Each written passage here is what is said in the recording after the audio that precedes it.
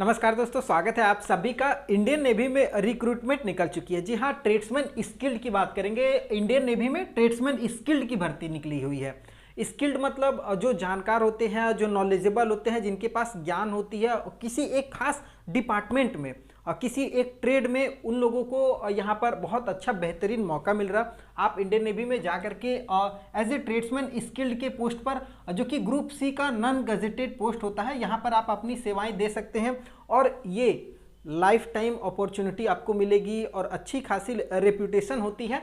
Tradesman skilled की बात करेंगे तो नोटिफिकेशन नंबर है 01/2023 NAD। जी हाँ, 2023 का ये इंडियन नेवी का ट्रेड्समैन का पहला नोटिफिकेशन है।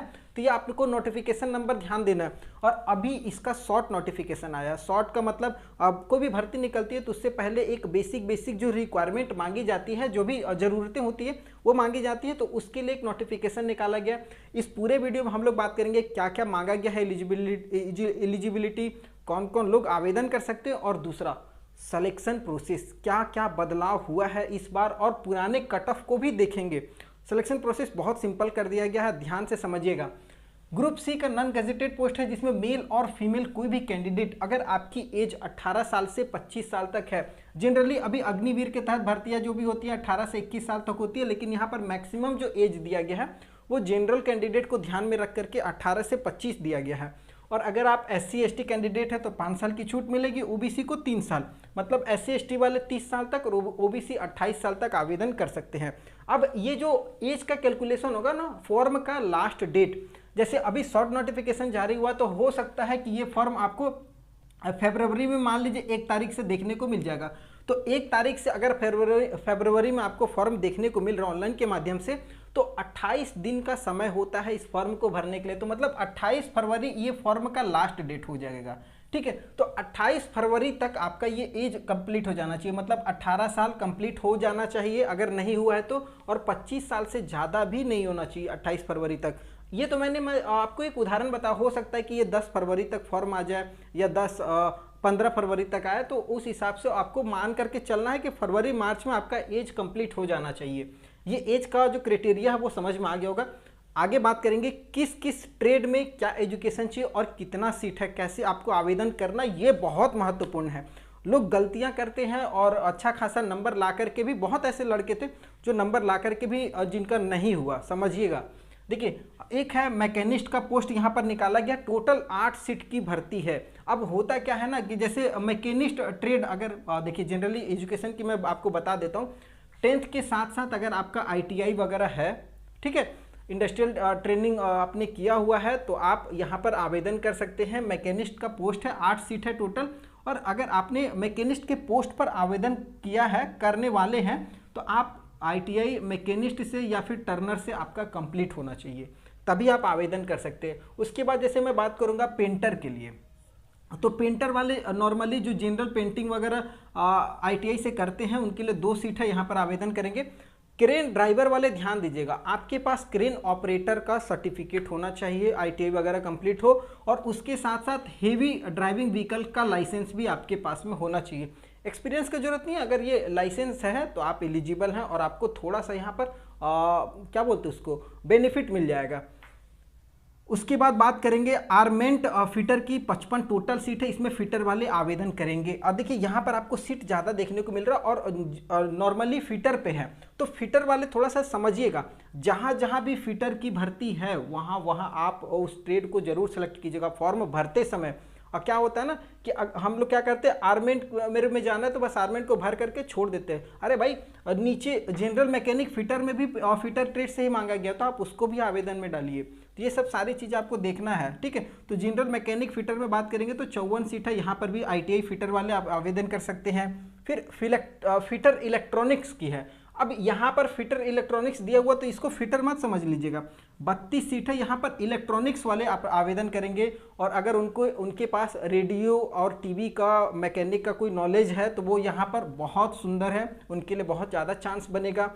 फिटर इलेक्ट्रिकल की बात करेंगे तो इसमें इलेक्ट्रिशियन वाले ही केवल आवेदन कीजिएगा, फिटर मत आइएगा। ठीक है। फिटर इलेक्ट्रिकल में इलेक्ट्रीशियन वाले ही आवेदन करेंगे, समझ गए होंगे। 25 सीट है टोटल यहाँ पर। उसके बाद स्किल एम्यूनिशन मैकेनिक की बात करेंगे तो यहाँ पर टोटल 20 सीट है, जिसमें फिटर, इलेक्ट्रिकल, इलेक्ट्रॉनिक्स, मैकेनिक सभी कोई आवेदन कर सकते हो। तो फिटर वाले यहाँ ध्यान दीजिएगा, यहाँ भी आपके पास अपॉर्चुनिटी है, यहाँ भी है, यहाँ भी है। इलेक्ट्रिकल वाले आपके लिए यहाँ भी था तो यहाँ भी आपको दिया जा रहा है। पोस्ट है स्किल एम्यूनिशन मैकेनिक की, 20 सीट है इस पर। और टॉर्पेडो फिटर की बात करेंगे तो 44 सीट यहाँ पर भी आपको देखने को मिलेगी। और यहाँ पर भी इलेक्ट्रॉनिक्स और इलेक्ट्रीशियन दोनों आवेदन कर सकते हैं। उसके साथ साथ अगर आपके पास रेडियो मैकेनिक भी है तो और बेहतर है, या फिर रेडियो मैकेनिक का आपके पास सर्टिफिकेट है तो भी आप आवेदन कीजिए, कोई दिक्कत नहीं है। शिप राइट जॉइनर मतलब शिप वगैरह पे जो काम करेंगे उनके लिए यहाँ पर अगर देखिएगा तो 2 सीट है। 2 सीट आपको कारपेंटर या शिप राइट का सर्टिफिकेट कोर्स होना चाहिए। और एक टॉर्पेडो और फिटर की बात करेंगे तो यहाँ पर 44 सीट है। यहाँ पर देखिएगा टॉर्पेडो में इलेक्ट्रॉनिक्स, इलेक्ट्रीशियन या रेडियो मैकेनिक वाले ये सभी कोई आवेदन करेंगे। तो आपको एलिजिबिलिटी बेसिक समझ में आ गया होगा। 10th के साथ ITI कंप्लीट होना चाहिए। कुछ ट्रेड में या कुछ पोस्ट में अलग से मांगा गया है आपके पास सर्टिफिकेट कोर्स। हाँ, फ़ी की बात करेंगे तो मेल अगर कैंडिडेट है, मेल फीमेल तो दोनों आवेदन करेंगे। अगर आप जनरल में मेल कैंडिडेट हैं, OBC हैं, तो आपके लिए 205 रुपये फ़ी है, जबकि लड़कियों को और SC ST कैंडिडेट को यहाँ पर फ्री रखा गया है। मतलब फ़ी आपका 205 रुपये लगेगा। लड़कियाँ और SC ST कैंडिडेट भर सकते हैं आराम से, कोई दिक्कत नहीं, उनको 0 रुपये लगेगा। सैलरी इंपॉर्टेंट है। लेवल 2 का पेमेंट है 19,900 से लेकर के 63,200 के बीच में आपका लेवल 2 का पेमेंट बनेगा।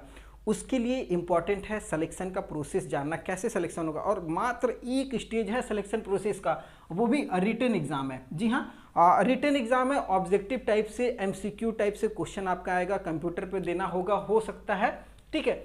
90 मिनट का ये पूरी एग्जाम होता है। अब देखिए एक चीज़ आपके मन में जरूर आ रहा कि क्या सभी का एडमिट कार्ड आएगा, तो मैं आपको अभी भी क्लियर कर देता हूँ। अभी इंडियन नेवी ने डिसाइड नहीं किया है। अगर मान लीजिए फॉर्म जैसे बहुत ज़्यादा गिर जाता है तब वो आपके 10th के मार्क्स के अनुसार यहाँ पर लड़कों को एग्ज़ाम के लिए बुलाएंगे।